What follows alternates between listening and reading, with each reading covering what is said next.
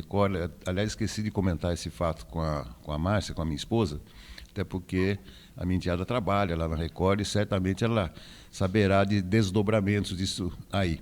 Mas o presidente Lula concedeu uma entrevista à TV Record que seria veiculada à noite. E essa menina, já na hora do almoço, um pouco depois da entrevista com o presidente, teria vazado parte dessa entrevista para agências do mercado financeiro.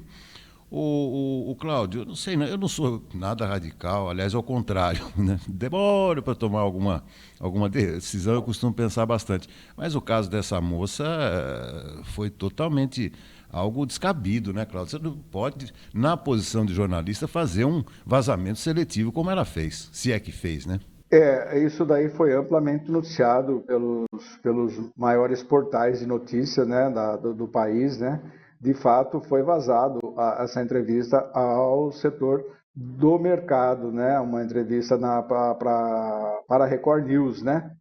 Que foi concedida pelo presidente Lula, e ele voltou a falar dessa questão dos juros, ele voltou a falar da questão do déficit zero, né?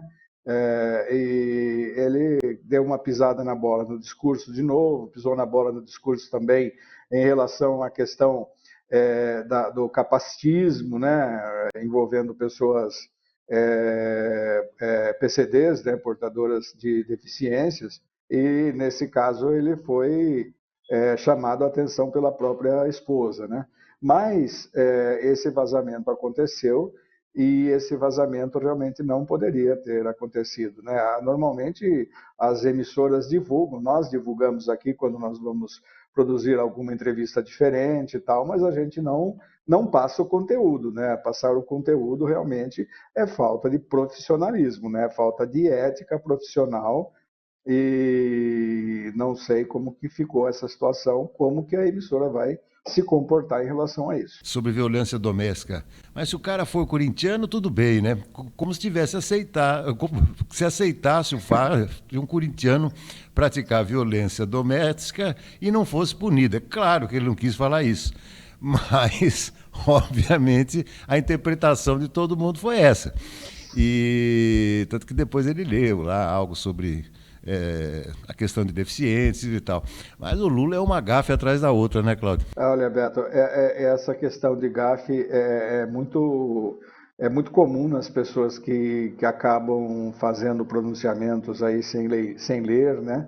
Ela tem um script pronto, ela tem o discurso pronto, mas preferem improvisar. E o improviso, você sabe, que em muitos casos, com exceção dos humoristas, né?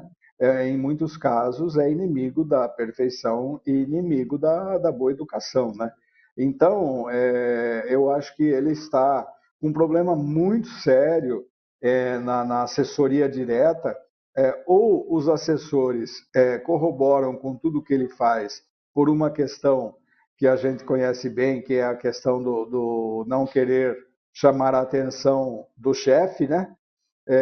Ou então esses assessores estão muito ruins, que é a parte de comunicação da presidência da República. O presidente, a comunicação não está sabendo aproveitar todas as boas notícias que têm surgido na área econômica, por exemplo, não está sabendo aproveitar. E outras boas notícias também, né? Por exemplo, como o aumento da vacinação no Brasil, né? Que cresceu nesses 2 anos do presidente Lula, e foi apenas motivo de uma matéria em uma entrevista da ministra da Saúde, né? Então, é muito pouco, eu acho que deveria ter mais, além do que eu sempre comento aqui, né? Está na hora de tirar o Alexandre Padilha da coordenação institucional do Palácio do Planalto, né? Ou ele melhora, ou ele vai continuar como as gafes que o Bolsonaro cometia, né?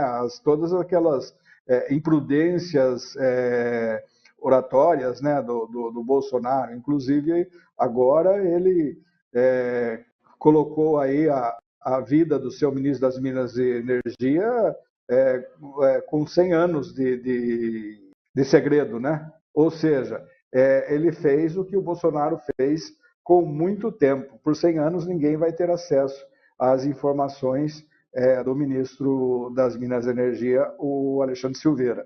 Então, Beto, é preciso que alguém abra os olhos dele nesse sentido, né?